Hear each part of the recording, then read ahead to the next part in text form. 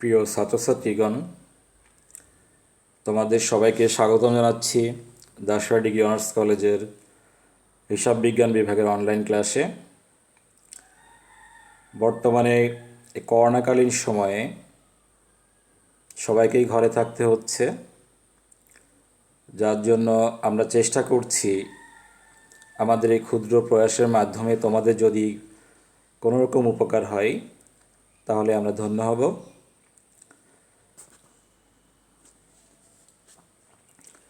তোমাদের সঙ্গে আছি আমি মোহাম্মদ সেলিম হোসেন জুয়েল, প্রভাষক হিসাব বিজ্ঞান বিভাগ, Dasra degree honours college, Ishwardi, Pabna.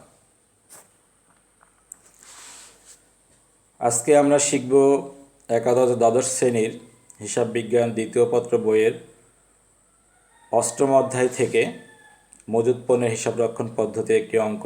আজকে যে অঙ্কটি আমরা শিখব সেটা হলো ভারযুক্ত গড় পদ্ধতিতে মাত্র খতিয়ান তৈরির অঙ্ক। আমাদের চ্যাপ্টারটার যে খতিয়ানগুলো করি খতিয়ানকে মাল খতিয়ান বলে।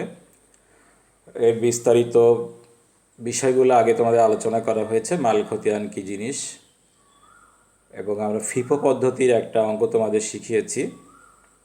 আজকে আমরা ভারযুক্ত গড় পদ্ধতির অঙ্ক করব। আসো আমরা প্রশ্নটা একটু দেখে নিই। বলছে চৈতি ক্যাবলস লিমিটেডের মার্চ মাসের মজুদ বিভাগের তথ্য নিম্নরূপ।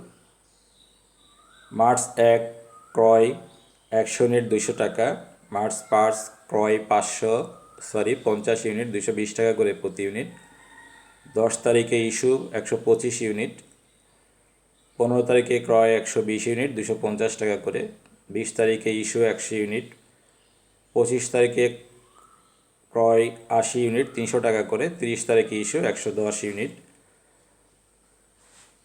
এটার মূল্য আমাদের বের করতে হবে।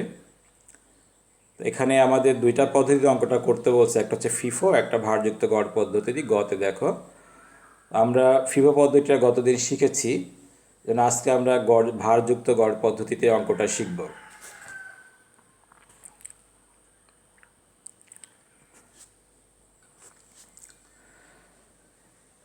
অঙ্ক করার সময় আমরা খুব মনোযোগ সহকারে অঙ্কের ঘরটা করে নিব। ঘর করা তোমাদের গতদিনও শিখিয়েছি।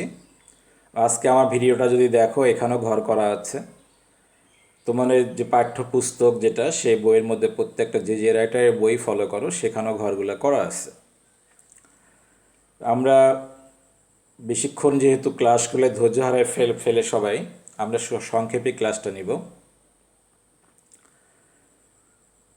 এখানে ঘরের মধ্যে দেখো কয়টা ভাগ আছে: তারিখ, বিবরণ, প্রাপ্তি, ইস্যু, জের, মন্তব্য। আমাদের প্রাপ্তির মধ্যে আবার 3টা, ইস্যুর মধ্যে 3টা, জেরের মধ্যে 3টা, প্রত্যেকটার মধ্যে আবার 3টা করে ভাগ করা হয়েছে। একটা পরিমাণ, একটা হার বা মানে প্রতি ইউনিটের মূল্য, আর একটা হলো মূল্য। আমরা পরিমাণকে হার দিয়ে গুণ করলে প্রতি ইউনিটের মূল্যটা পাবো।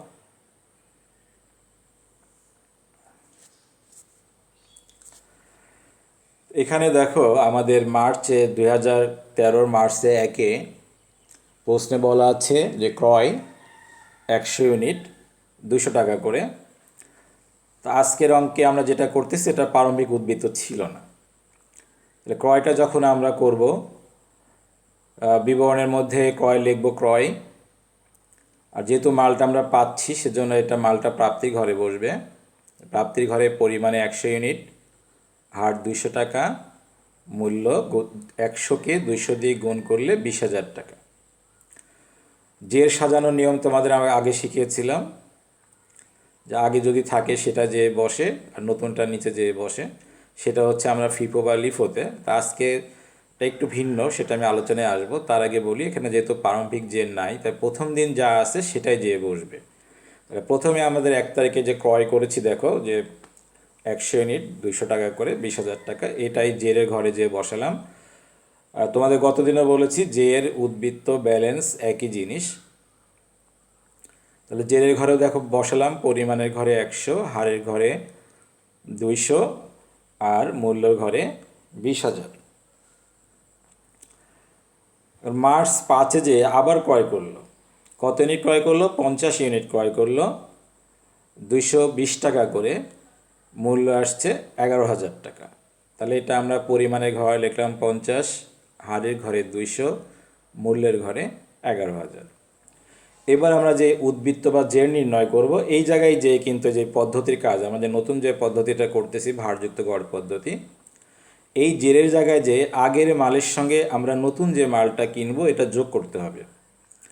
তাহলে দেখো আমরা 1 তারিখে জেরের ঘরে মাল ছিল 100 ইউনিট, আর আজকে আমরা কিনলাম 50 ইউনিট, তাহলে মোট মাল হলো কত? 150 ইউনিট।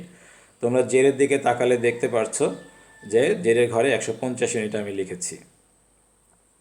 এখন মূল্যর ক্ষেত্রেও তাই, আগের মূল্যের সাথে আজকের নতুন মূল্যটা যোগ হবে।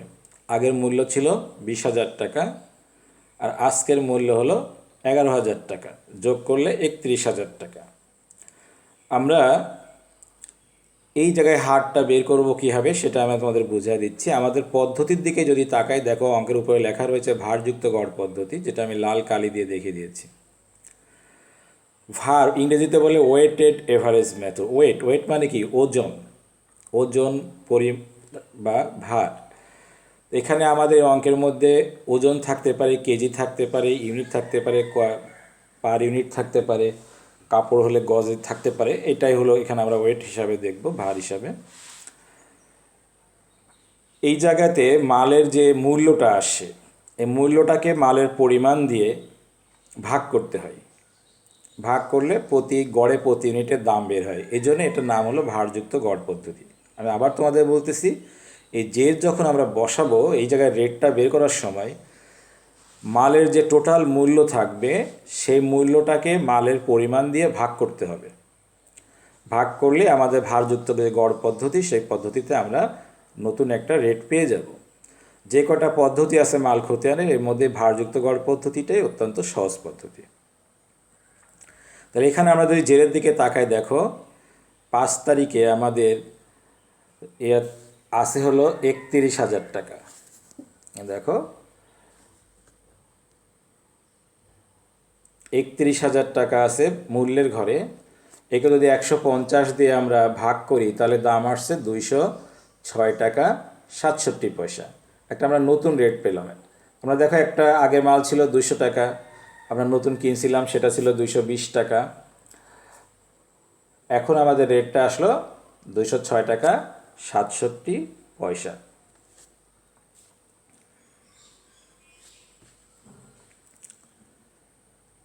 এরপরে মার্চের 10 তারিখে প্রশ্নে বলছে যে ইস্যু করা হলো। ইস্যু বলতে আমরা এটা বিক্রি হিসাবে দিয়ে দিছি। ইস্যু লেখা যায়, বিক্রি লেখা যায়, যেহেতু এটা কারখানায় যাচ্ছে না, এটা বিক্রি করা হয়। এটা ক্যাবলস লিমিটেড, অর্থাৎ ক্যাবলস বা তারের ব্যবসা করে এরা। তো বিক্রয় করবে কত? 125 ইউনিট। তোমরা আগেই জেনেছো যে বিক্রি যেটা সেটা ইস্যু ঘরে বসে। তাহলে ইস্যুর ঘরে দেখো আমরা পরিমাণের ঘরে 125 লিখলাম। এই জায়গায় তোমাদের এই পদ্ধতিতে, ভারযুক্ত গড় পদ্ধতিতে, ইস্যুর ক্ষেত্রে মালের মূল্য নিয়ে তোমাদের চিন্তা করতে হবে না। আগের দিন ব্যালেন্সে যেই রেটটা আছে এই রেটে আমরা দিয়ে দেব। দেখো আমরা আগের দিন যে গড় করে দাম বের করে রাখছি 206 টাকা 67 পয়সা প্রতি ইউনিটের দাম। তাহলে আমরা হারের ঘরে বসালাম 206 টাকা 67 পয়সা।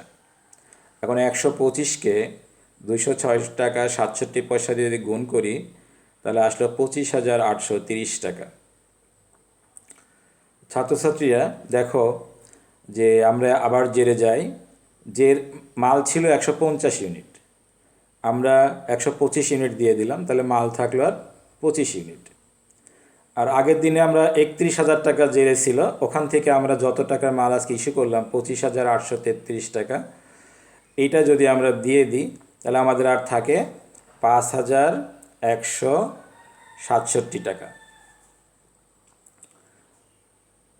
এই জায়গায় দেখো রেটটা আগের দিনও যা ছিল আজকেও তাই আছে। ভারযুক্ত গড় পদ্ধতিতে নতুন মাল না আসা পর্যন্ত, অর্থাৎ নতুন করে মাল না কেনা পর্যন্ত এই জেরের ঘরে যে রেটটা থাকে এই রেটটা পরিবর্তন হয় না। আমরা যদি এখানে আজকে 5,167কে 25 দিয়ে ভাগ করি, তাও দেখবা যে 206 টাকা 67 পয়সায় আসবে। আমি কিন্তু বারবার বলছি ভারযুক্ত গড় পদ্ধতির কাজ হলো যে ব্যালেন্স বা জেরের ঘরে যে মাল থাকে আর মালের যে দাম থাকে, মালের দামকে মালের পরিমাণ দিয়ে ভাগ করতে হয়। ঠিক আছে, এর পরের তারিখে যাই আমরা। এরপরে আসছে মার্চ 15। মার্চ 15 দেখো বলছে যে ক্রয় ক্রয় কতটুকু, ক্রয় 120 ইউনিট। 120 ইউনিট কত করে, 250 টাকা করে, তাহলে দাম আসছে 30,000 টাকা। অর্থাৎ 120কে 250 দিয়ে গুণ করলাম, গুণ করলে দাম আসছে কত, 30,000 টাকা। এখন আসো আমরা ব্যালেন্সের ঘরে যাই। ব্যালেন্সের ঘরে দেখো আমাদের আগের দিনের মাল ছিল 25 ইউনিট, আর আজকে ক্রয় করলাম 120 ইউনিট, তাহলে মালটা দাঁড়ালো কত, 145 ইউনিট। আমাদের আগের ব্যালেন্সের ঘরে টাকা ছিল 5,167 টাকা, নতুন মাস আসলো 30,000 টাকার, তাহলে 30,000 আর 5,167 যোগ করলে আমাদের মূল্যটা দাঁড়াচ্ছে 35,167। এবার আমরা ভারযুক্ত গড় পদ্ধতিটা প্রয়োগ করব, অর্থাৎ মালের মূল্যকে মালের পরিমাণ দিয়ে ভাগ করব। তাহলে এখানে মালের মূল্য হলো 35,167 আর মালের পরিমাণ হলো 145। তাহলে আমরা যদি 35,167কে 145 দিয়ে ভাগ করি, তাহলে আমাদের রেটটা আসছে কত, 142 টাকা, 142 টাকা 50, 142 টাকা 53 পয়সা।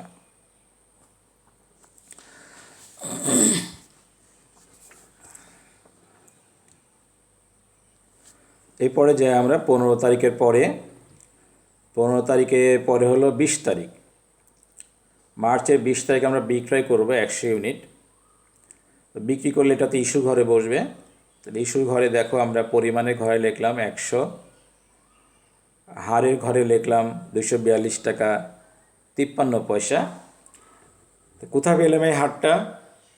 আমি বারে বারে বলতেছি যে এই পদ্ধতিতে আমার ইস্যুর সময় হার নিয়ে তোমাকে চিন্তা করতে হবে না। জেরের দিকে তাকাবা বা উদ্বৃত্তের ঘরে তাকাবা, দেখবা যে উপরের লাইনে যে হারটা দেওয়া আছে জেরের, ওই হারটা এখানে বসবে। তাহলে আমরা এখানে দেখো জেরের ঘরে 242 টাকা 50 পয়সা দেওয়া আছে, ওইটা আমরা 242 টাকা 53 পয়সা, সরি 242 টাকা 53 পয়সা, এটা দিয়ে 100 ইউনিটে গুণ করলে দাম আসে 24,253 টাকা। এরপরে আবার আমাদের জেরের কাজ, জেরে যাই, জেরে আগের দিন মাল ছিল 145 ইউনিট, তার মধ্যে আমরা 100 ইউনিট মাল দিয়ে দিলাম, তাহলে আমাদের মাল থাকলো কত, মাত্র 45 ইউনিট। টাকা ছিল 35,167, সেখান থেকে 24,253 টাকার মাল যেহেতু দিয়ে দিলাম, তাহলে টাকা থাকলো 10,914, আর রেট যা আছে তাই। আমি বারে বারে বলছি যে নতুন মাল ক্রয় না করা পর্যন্ত রেটটা এখানে চেঞ্জ হয় না। এরপরের তারিখে দেখি কি লিখছে আমাদের। পরের তারিখ হলো মার্চ 25। দেখো মার্চ 25-এ ক্রয় 80 ইউনিট 300 টাকা করে, 80 ইউনিটকে 300 দিয়ে গুণ করলে হয় 24,000 টাকা। এখন আমরা জেরের ঘরে যাই। জেরের ঘরে দেখো আগের মাল ছিল 45 ইউনিট আর নতুন কিনলাম আমরা 80 ইউনিট। 45-এর সঙ্গে 80 যোগ করলে হয় কত, 125। আর আগের টাকা ছিল 10,914, তার সঙ্গে যদি আমরা এই 24,000 যোগ করি, তাহলে আমাদের টাকাটা আসছে 34,914। এখন আমরা ভারযুক্ত গড় পদ্ধতিটা আবার প্রয়োগ করি। এখানে জেরের টাকা আছে 34,914 আর জেরের পণ্যের পরিমাণ আছে 125। এবার টাকাকে পরিমাণ দিয়ে আমরা ভাগ করব। এই 34,914কে 125 দিয়ে ভাগ করি, তাহলে একটা নতুন রেট আসছে দেখো, 279 টাকা 31 পয়সা। এরপরে মার্চ 30। মার্চ 30-এ বলছে বিক্রয় কত, 10 ইউনিট। তো তোমরা তো বুঝতেই পারতেছো রেট কোনটা হবে, কারণ রেটটা আগের দিন ব্যালেন্স জের বা উদ্বৃত্ত যাই বলি সেই ঘরে যে রেটটা দেওয়া আছে, আমরা যদি তাকাই দেখো ওখানে হারের ঘরে 279 টাকা 31 পয়সা দেওয়া আছে, তাহলে ওই রেটেই আমরা মালটা দিব। কাজে আমরা ইস্যুর ঘরের যে রেটের ঘরটা আছে সেখানে 279 টাকা 31 পয়সা লিখলাম। এরপরে 110কে 279 টাকা 31 পয়সা দিয়ে যদি গুণ করি তাহলে টাকা আসছে 30,724 টাকা। এরপরে আমরা জেরের কাজটা করি আবার, অর্থাৎ উদ্বৃত্ত নির্ণয় করি। 125 থেকে যদি 110 ইউনিট মাল আমরা বিক্রি করে দিচ্ছি তাহলে মাল থাকার 15 ইউনিট, আর 34,914 টাকা থেকে 30,724 টাকা যদি বিয়োগ করি তাহলে টাকা থাকে 4,190 টাকা, আর রেট ওই 279 টাকা 31 পয়সা, যেটা এটাই উত্তর হবে। অর্থাৎ সমাপনী মজুত হবে 15 ইউনিট 4,190 টাকা। তো প্রিয় ছাত্রছাত্রীরা, আমি আবার বলছি, ভারযুক্ত গড় পদ্ধতি অত্যন্ত সহজ পদ্ধতি। এই পদ্ধতির যেটা কাজ হলো যে জেরের ঘরে যে মালের যে মূল্য আসবে প্রত্যেক দিন প্রতি একটা করে লেনদেন হবে, যেদিন যে লেনদেন সেদিন মালের লাস্ট যে মূল্যটা দাঁড়াবে সেই মূল্যকে মালের পরিমাণ দিয়ে ভাগ করবে। মালের মূল্যকে মালের পরিমাণ দিয়ে ভাগ করলে একটা রেট বের হবে। এই জন্য এর নাম হলো ভারযুক্ত গড় পদ্ধতি। এখানে ভার বলতে মালের পরিমাণ, মূল্য আর মূল্যকে ভার দিয়ে ভাগ করলে গড়ে প্রতি ইউনিটের দাম চলে আসে। এই জন্য এটাকে বলা হচ্ছে ভারযুক্ত গড় পদ্ধতি। তোমাদের যদি এই পদ্ধতি বুঝতে কোনো অসুবিধা হয় আমি আরও দু একটা ক্লাস সামনে নেব। তোমরা যারা আমাদের কলেজের ছাত্রছাত্রী আছো তারা সবাই আমার নাম্বার জানো, প্রয়োজনে আমার সঙ্গে যোগাযোগ করবে।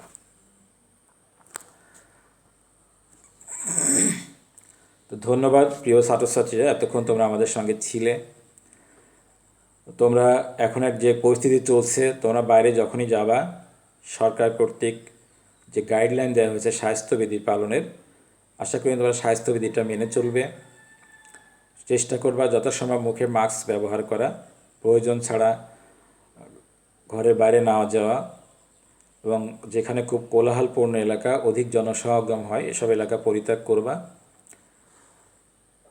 আল্লাহর কাছে প্রার্থনা করবা আল্লাহ যেন আমাদেরকে এই মহামারী থেকে মুক্তি দেয়।